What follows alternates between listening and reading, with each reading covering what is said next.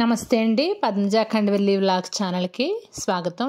పంచారమ క్షేత్రమైన ద్రాక్షారామణకు చుట్టూ పద్మాకారంలో ఉన్న 108 నక్షత్ర పాద శివాలయాల సిరీస్లో భాగంగా ఈరోజు మనం పుష్యమి నక్షత్రం 2వ పాదం వాళ్ళు గ్రహదోషాలు పోవడానికి దర్శించుకోవాల్సిన క్షేత్రమైన సిరిపురం క్షేత్రం చూద్దామండి. ఈ సిరిపురం క్షేత్రం ద్రాక్షారామానికి ఈశాన్య దిశగా సుమారు 13 కిలోమీటర్ల దూరంలో ఉంటుంది.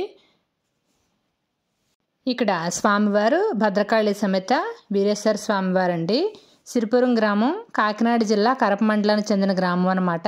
రామచంద్రపురం కరప రోడ్లో వేళంగు ఉంటుంది. వేళంగు నుండి కాపురం వెళ్లే మార్గంలో జీభావవరం ఉంటుందన్నమాట. జీభావవరం నుండి సిరిపురానికి సుమారు 1.5 కిలోమీటర్ లోపలికి మార్గం ఉంటుంది. వేళంగు నుంచి సిరిపురానికి ఆటోలు ఉంటూ ఉంటాయి. మీరు వెళ్ళాలనుకుంటే ఈ రూట్ ఫాలో అవ్వచ్చు.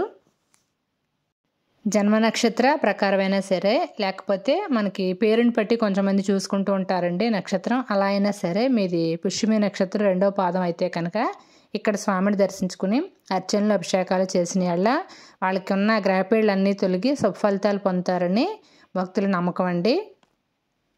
ఈ ఆలయం చాలా పురాతనమైంది. ఆలయ ప్రాంగణంలో సుబ్రహ్మణ్యేశ్వర స్వామి కూడా దర్శనమిస్తారు. అంతరాలయంలో గణపతి ఉంటారు. ఇక్కడ స్వామికి నిత్య అర్చనలు అభిషేకాలు జరుగుతూ ఉంటాయి. స్వామివారి కళ్యాణోత్సవం చైత్రశుద్ధ ఏకాదశి నాడు జరుగుతుంది.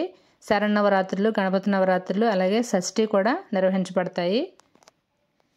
పుష్యమి నక్షత్రం 2వ పాదం కర్కాటక రాశికి సంబంధించిన పాదం కాబట్టి వాళ్ళు ఇక్కడ స్వామిని దర్శించుకున్న తర్వాత కర్కాటక రాశికి సంబంధించిన ఆలయం ఉన్న వెల్ల క్షేత్రాన్ని దర్శించుకోవాలండి.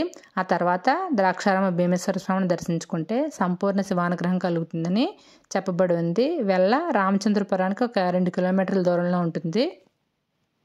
నెలలో పుష్యమి నక్షత్రం వస్తుంది కదండి. ఆ రోజున ఈ జాతకులు ఇక్కడ స్వామికి అభిషేకం చేయించుకుంటే ఇంకా విశేషమైన ఫలితం ఉంటుందన్నమాట. అలాగే ఆరుద్ర నక్షత్రం శివుడి నక్షత్రం కాబట్టి ఆ రోజు కూడా అభిషేకం చేయించుకుంటే కూడా చాలా మంచిది.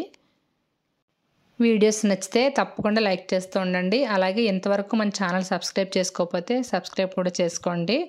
అలాగే సబ్స్క్రైబ్ చేసుకున్నప్పుడు బెల్ ఐకాన్ని ప్రెస్ చేస్తే నేను వీడియో పెట్టగానే మీకు నోటిఫికేషన్ వస్తుందండి. రేపు సాయంత్రం మళ్ళీ మరో కొత్త వీడియోతో మీ ముందుకు వస్తానండి. నమస్తే.